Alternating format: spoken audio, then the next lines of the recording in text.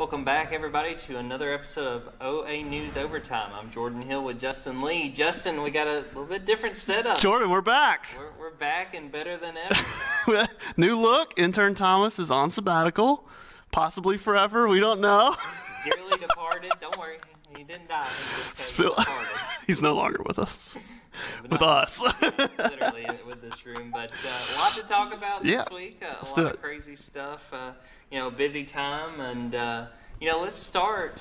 We didn't really talk about this off camera, but NFL draft, Auburn guys. Yeah, man. Had some guys drafted. Anthony Schwartz goes to the Cleveland Browns. Listen, if you listened to OA News Overtime, you would know that Anthony Schwartz was the one who could have stretched up higher than people projected him, and he did. Yeah. So told you so. Schwartz was the first one off the board. You had Jamie Sherwood go to the Jets. You had KJ Britt go to the Tampa Bay Bucks, defending Super Bowl champions. That's pretty neat. Yeah, that's not bad. And he's with Carlton and Jamel. Correct. How about that? Another Auburn guy. And then kind of the biggest surprise was Seth Williams. Here's what we were wrong about. We patted ourselves on the back for a minute there. Let's talk about what we were definitely wrong about. Seth Williams was that the 6th round? Yeah. Goes to Denver. It was way too late. And but hey, joins Jerry Jeudy in that receiving core and sure. has a chance to kind of prove himself. That's a stacked receiver group. I was hearing people talk about that. Like, it's just stacked, and it sounds like. And Josh Vitale of the Montgomery Advertiser, who is a Broncos fan. Noted Denver fan. He doesn't have the scoop, but just being a Broncos fan says that he figures, kind of this new GM's way of doing things is like after round 5, they just pick best available. And hey, Seth's the best available in the 6th round. I don't care what you say. He was best available halfway through the 5th round by a lot. So that was interesting to me, but it sounds like he'll have to work for it. But they didn't need him. They didn't need a receiver is what it sounds like. But they went with the best available. I don't know, man. Jordan, what do you think? Why do you think he fell? And what do you think? I was surprised because I was sitting there, watching the draft. Obviously, you're just kind of, this is the first draft where I've, been on the beat. And it's just kind of nerve-wracking because you just are watching and making sure you don't miss, especially in those later rounds because picks come off the board, one after the other. Right. And I was really surprised it took him that long to get drafted. We talked about last week that we thought there was a chance he would be the first Auburn guy off the board. Right. Kind of comparing him and Schwartz. For sure. Because we talked about, he was the leading receiver the last 2 years. But the thing, Mel Kiper and Louis Riddick and some of those other guys, Todd McShay, really talked about when he was drafted was his lack of consistency. Sure. And the fact that he struggled with drops. And, we think back to that Iron Bowl last year. He has a crucial drop that sort of was the beginning of the end of Auburn keeping up in that game. So you can kind of see, I can see the understanding, but I'm thinking 4th or 5th round. I know. The first 3 rounds, you're really trying to get a starter. You want a guy that you think can come in and start right away. Sure. 4th, 5th, 6th, and 7th, especially 5th, 6th, and 7th. Best available, like you were just saying. Right. So I was still surprised with his physicality and what we've seen him do that it took him that long to get picked. But, I think he's got a shot. What I'm really interested in is to see these preseason games, which, we'll have 3 instead of 4 like we've seen in the past. Sure. But is he able to kind of stand out and make those plays? They kept showing the catch against Kentucky where he kind of made the Kentucky guy look a little rough. The most disrespectful catch of all time. Exactly. Yeah, I think he's got a chance, to go out there and show out. And like you said, it's not going to be easy because of that receiving core in Denver. But, we've seen he's talented. He's just got to make it and fulfill that potential that we've seen on occasion. And obviously, he made a lot of plays at Auburn. Maybe it can translate. Dude, I posted it on Twitter, man. Like, I had to when he was still on the board because, I know the trendy thing to do, the cool thing to do is to look like a tough evaluator. Oh, well, he was blah, blah, blah, and he actually sucked, and I'm the contrarian, and I think this, right? It's but I'm like, man, Seth is a good football player. Seth was really freaking good, and I got tired of doubting him halfway through his sophomore year because, he just, you kept waiting, okay, when's the sophomore slump? When's he going to stop doing this? And he just kept doing it. He kept taking over games. Coming up in clutch moments, which is not something that I think is easily repeated, right? No. How do you know what I mean? He should have caught that one against Oregon and then never done anything again. But he kept doing it, right? And I don't know, man. I got I got tired of doubting him a long time ago. So if he just gets the right opportunity, I think he can be there. And like, I know there's some like little questions out there about like, taking plays off, blah, blah, blah. And I'm like, bro, now you're paying him money.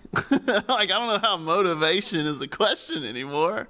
He's making money and he's trying to earn more money. So I don't know, man. I think he went too late, but he'll get his camp invite and he'll get a shot to go up there. And we're kind of seeing it with Duke Williams, right? Like the cream will rise to the crop. Like if Denver's receiver core is too stacked, go to the CFL, you can work your way back. As long as he puts in the work, he has the talent to do that. So yeah, and I think with what Seth was able to do at Auburn, you've seen that he's got the potential. And again, I think where he was picked, that's a worthy gamble for Denver. Yeah. When you look at the guys, and let's also throw in Eli Stove, he was an undrafted free agent with the Chargers, and then Jordan Peters was an undrafted free agent with the New York Jets. Is there a guy that you think maybe has the best fit or that you think maybe interests you the most with how they kind of fit with their new team in the NFL? Oh, man, Schwartz. I mean, the fact that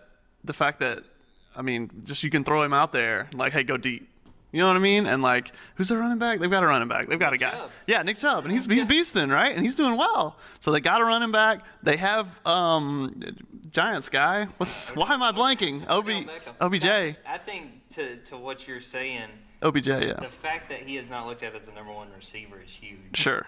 Right, exactly. You've got OBJ, and then it's like you got him doing this. You got Nick Chubb down here, and then you got Jarvis Landry. You do your thing, and then Flash, go deep. Go, bro. Go. Stretch the field. Like, come on. I think you got it. I think the fact that, I would say Schwartz is the guy that I'm most intrigued by because he was not drafted to be the number one guy, and he's fast, but we need to rely on him to do everything else, which we know that he's, a capable receiver and not just running 9 routes. Right, but right. To know Cleveland's not saying, well, he's fast, but we're relying on him like he's our number one. Right. They're saying, look, we know he's got skills, and we want to have that kind of Tyreek Hill-esque player like the Chiefs have. Because look at Kansas City's receiving core. Outside of Tyreek Hill, they do have other guys that they can rely on. They have Sammy Watkins and some of those other guys these last few years. But, they see that there's value in adding him to that receiving core, but they're not building the entire passing game on whether or not Anthony Schwartz can be their number one because I don't think that would work. Right. I should credit Fergie, Justin Ferguson, I think, talked me into what a good fit Flash is. Because, I'm not a Baker believer, but he's good enough, and the rest of that offense, it fits really well for him to just be that added threat. I agree. Yeah. And the thing to me, too, jumping off of that, I'm really intrigued with what Jamian Sherwood looks like because the New York Jets have announced him as a linebacker. And he had kind of talked about that early on, when we talked to him at Pro Day, that there was a chance, he could move from safety to linebacker. We've seen him hit. He's not afraid to go out and hit some guys. I think that it'll be interesting to see just how his fit kind of winds up being with the Jets. And I think that's a Jets defense where pretty much anyone right now can come in there and take the spot. They don't exactly. It's a good part of going to the Jets. Yes, there's nobody that's got a lockdown. Oh, well, we can't replace this guy. It's the Jets. Right. Come on, sorry, Jets fans. Yeah, I like that. No, the Jets are gambling. They think that the league's getting faster, you're getting smaller, and you go for a guy like Jamian and convert him to linebacker. I like the idea if that's what you believe. Agreed. Any other draft thoughts before we kind of go on to some of the other Auburn football news? No, it was good. Undrafted free agents. Who was it? Everybody. Stove, yeah, and Eli. Jordan Peters. We're still waiting on Christian Tutt. Yeah. So I was gonna say everybody but Christian. It looks like so. Hey man, we'll see. We'll see where he goes. Jordan Peters, because I know he was tweeting, when the draft ended, that he wanted to really prove himself. Now he gets a chance, and again, hey man, pretty ideal situation to go to the Jets. Right. Right. But we talked about this too last week. His special teams expertise, that may wind up being the difference in being in the league and not. Remember what I was saying about like Sharif, like being a point guard? And it's like sometimes teams just they don't need a quarterback. We got one. I need someone to play special teams. You know what I mean? Yeah. Needing someone to come in and just do this job. You go into a job, it's like you can't just always apply to be the CEO. Sometimes they just need somebody to work. So, maybe he can carve out a role, man.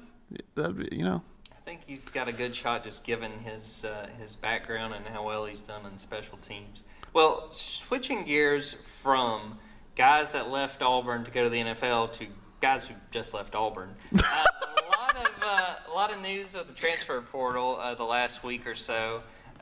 Looking through it, edge player Jaron Handy, defensive tackle Jay Hardy, quarterback Jalil Garnett, and safety Chris Thompson Jr. have all entered the transfer portal. You like that little segue there, didn't you? I thought about it right before it came out of my mouth. But so that's guys that have decided, now that the spring's over with, that's 4 guys that have entered the portal. Yep. They're going to look at their other options. And, what are your immediate thoughts? I know a lot of Auburn fans were sort of like, oh, wow, guys leaving. What were your thoughts on these guys announcing this and sort of they have gotten the ball rolling toward leaving and finding a new program? My immediate thoughts are, relax. It's okay. Did the Aaron Rodgers? Relax. R-E-L. Yeah. Relax. Speaking of relax, it's fine. They're backups. Okay. So what was so there were 3, and then the biggest one was Chris, right? It's like, okay, this guy's actually got a shot at playing time, but then you kind of look at the tea leaves, and we look at, a target that makes sense in recruiting is this guy who left Vanderbilt, coached by Derek Mason. Donovan Kaufman, yeah. Who could come through. I don't know why I don't know anyone's name today. Mike good. Jordan. Who am I talking about? Your best guess. It's like we're playing Guess Who. No, we're playing Jeopardy. Who is Donovan Kaufman? Right, yeah. So I mean that one is of the red flags. If a backup safety is the biggest red flag, it's not that bad. It's not that big of a deal. So this is the new world we're living in. This is the new transfer portal. It's going to get even hotter now that they've passed this rule that you can move somewhere once, which is what softball had all the time. But for some reason, it didn't apply to all sports. Now it applies to all sports. So you're going to see that. If you follow Auburn softball, you saw that a lot. People would just come in and you can jump from one D1 program to the other and, you're good. And so that's kind of where it's going to go now without losing. People can jump without losing eligibility. So, I think we're just going to see more of it. I think you're seeing more of it in other places, not just Auburn. And I think it's telling the timing of it that these kids went through spring, saw where they stood, thought they could do better elsewhere. I think at that point, to me, is really the big reason why you don't freak out. I think if they didn't just quit like, oh, I hate this Harsin guy, I'm out. What I would they say. tried. If they got a week and a half into spring ball and you had 7 people decide they were going to transfer, that's like, okay, let's maybe this is an issue. But these guys saw where they stood. We all saw the depth chart and who played when. Mm-hmm. Like you said, I think Chris Thompson is the only one that makes you kind of go, what? Right, because some of these D linemen, especially, Derek's trying to play 3-4. Like, it's different. Like, some of these, Handy and, was it Handy and Hardy? Yes. Yeah, which I want to say I've mixed up those guys, and, I get tripped over Jaron Handy and Jay Hardy. The whole time they've been on the roster, I always am like. And they both have a J first name, so. Exactly. We're glad they're gone. I'm just kidding. There's 2. We don't have to make that mistake anymore. There's 2 in the room. I mean, 2 J names. That's far enough for this podcast. But all of that is like, hey man, this might not fit what you signed up for when you came to Auburn. So good luck to you. Go find what you're looking for, because the 3-4 probably wasn't it. Yeah. And that's just life. That's a fact of life. And maybe they'll come back to visit Auburn if they love it, but. It's not your position. Yeah, and I mean they don't owe it to anybody. They can go find playing time elsewhere. I think of Garnett leaving. He was maybe going to be the 3rd string. I think that shows you that Demetrius Davis was probably in good shape. Sure. The 3rd string, and that's fair. That's a good takeaway. I hadn't thought of that. I think so. I mean, and he played pretty well in that spring game. Right. He had I really liked one of the scrambles he had. He kind of had a head move and took off running, and had another. I think everybody remembers the throw. He had a 40-yard throw. Yep. But Demetrius started spring just from the outside when we got to look at practice.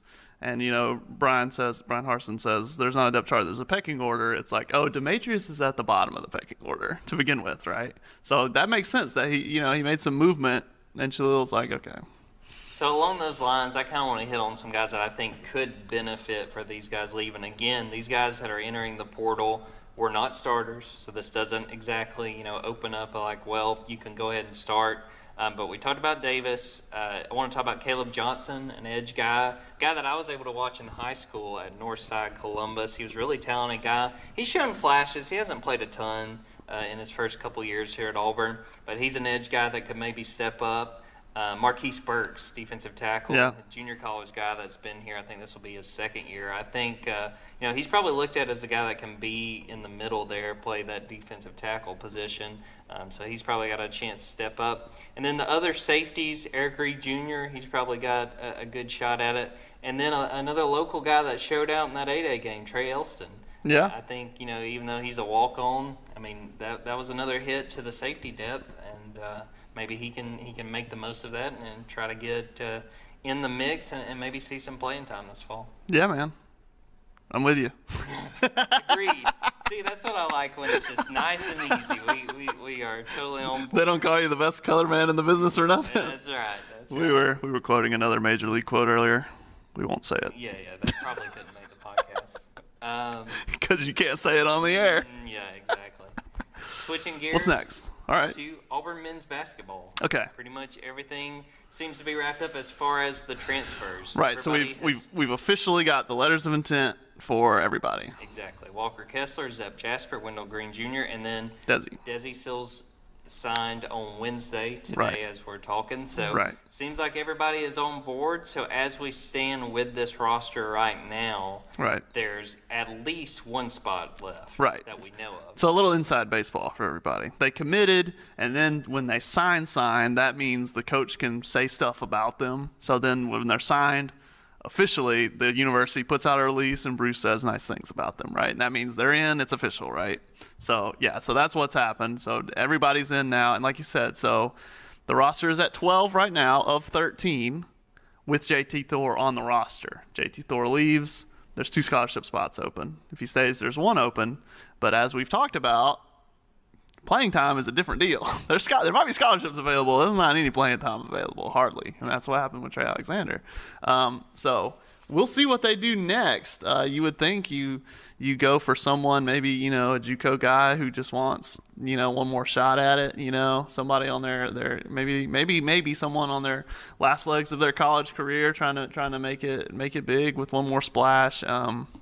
So yeah, I mean that's who you go after. They have somebody, but it's got to be someone who understands that they'll probably start on the bench. Yeah, I think that you hit the nail on the head. I don't think we should be expecting any 5-star Walker Kessler-esque guys because there's only one ball and you can only put 5 guys on the court at one time. So I think that it sort of wrapped everything up. I think Sills is signing.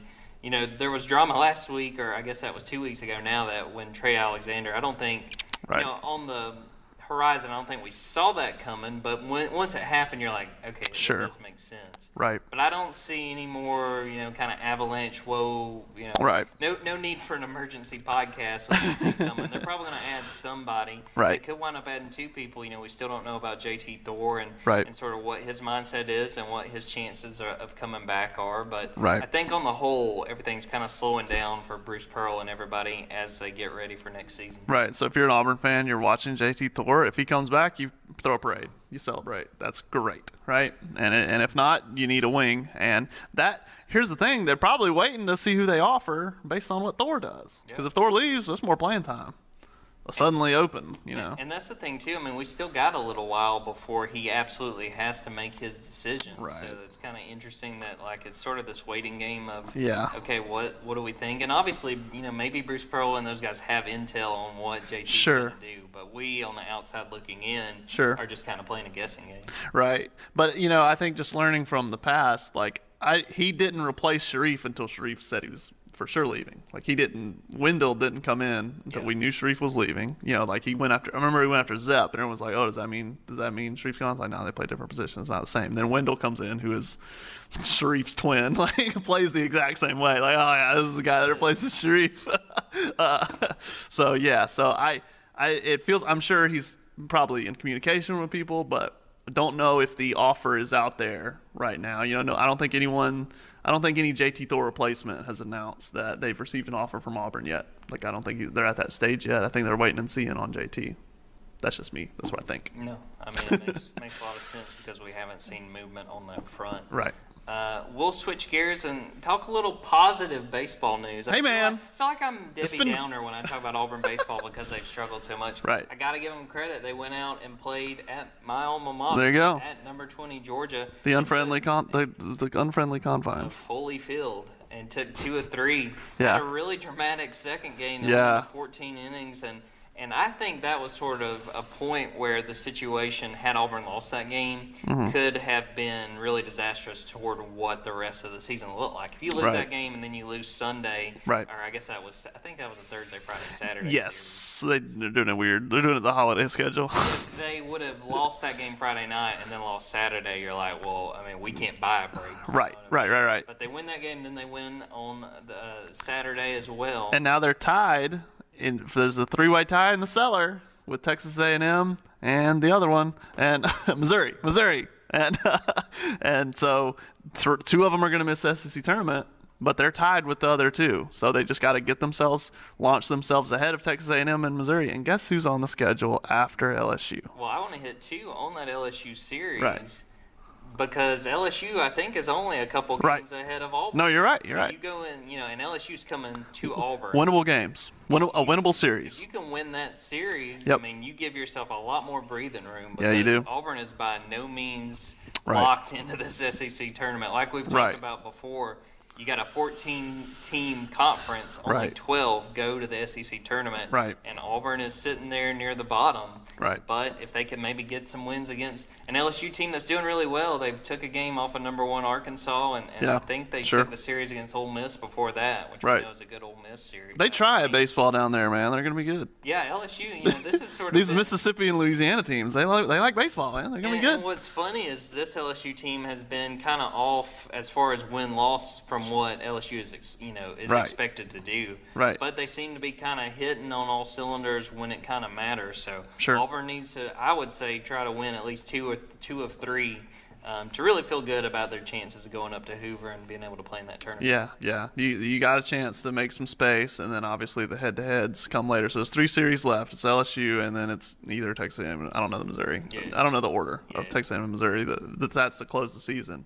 And right now, I mean, you're just the 6 inches in front of your face, you're just like, what? Someone was at the door. You're just like. I thought you were going to go on any given Sunday. Yes, exactly. That's exactly right. But it's like, you're just trying to make the SEC tournament, and you're trying to win the game at the SEC tournament, and then you're trying to win the next game at the SEC tournament. It's the thing, that they talk about. I'm going to throw another movie in there and go Bull Durham.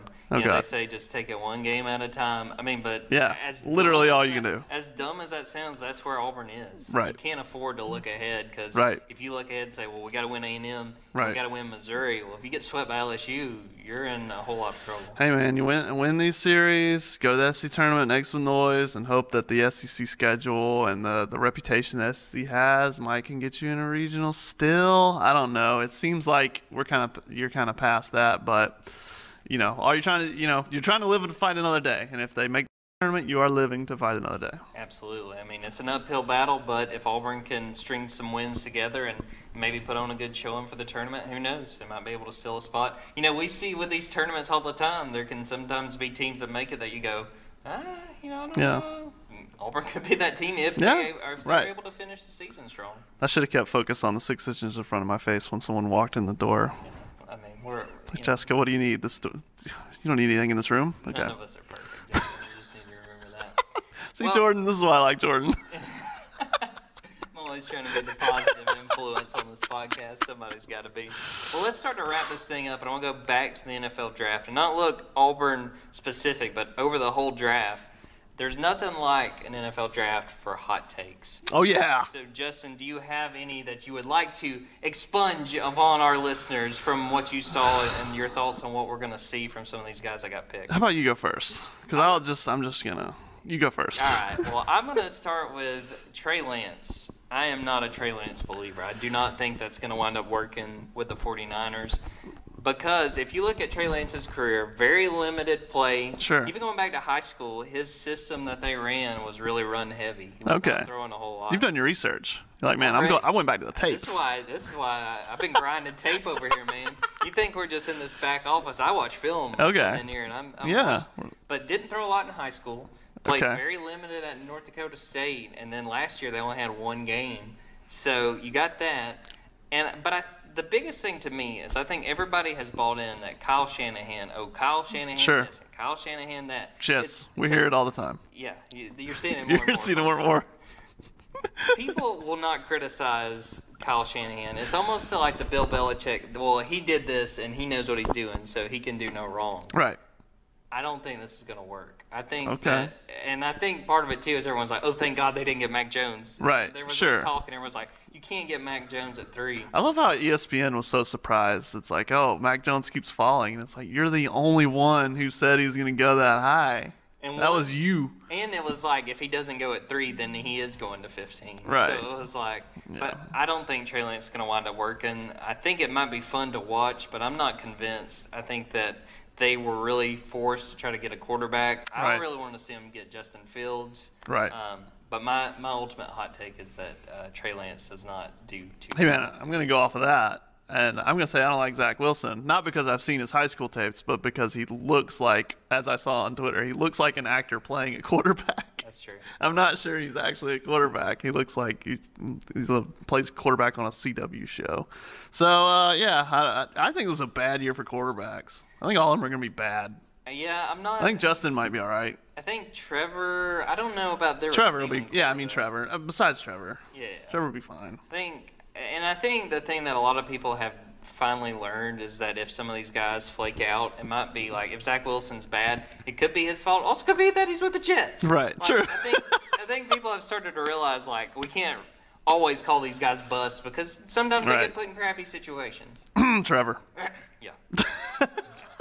It's gonna be tough for all of them. Like I'm not excited about, and the only one I'm excited about to watch is Justin. And but that's because who knows what's gonna happen? Well, he's gonna be all over the place. It's gonna be fun to Think about watch. the fact if you're Trevor Lawrence, you're stepping in and replacing a legend in Gardner Minshew. I mean, think about the pressure, man. The pressure, and all the pressure. All those Jacksonville fans, both of them. And you're playing for a coach who has won a number of NFL games. And as number is 0. As someone pointed out, someone who doesn't handle losing well in Urban Meyer. That's fair. Yeah. How is he going to handle when he's like 4-8 and they're going in to play like the number 1 team in the AFC? Like, is he going to just be? His family's going to come calling. I just don't see it. Man, what a negative end to the podcast. Well, we're just roasting everyone. But we feel good about the Auburn players. Yeah. We're excited to see what Anthony Schwartz and Seth Williams and KJ Brett. I want to see what KJ does in that Tampa Bay defense. I know he's already like. It fits him. Like he feels like a Bruce Arians player. Yeah. I think he can do well there, and I think he's already had the attitude of like I'm willing to help on special teams. I want to do whatever it takes. That's what you got to have. If you're drafted, especially in that third day. Right. Perfect. Well, let's wrap it up. Love it. Again, thanks guys for listening and watching, and until next week, take care.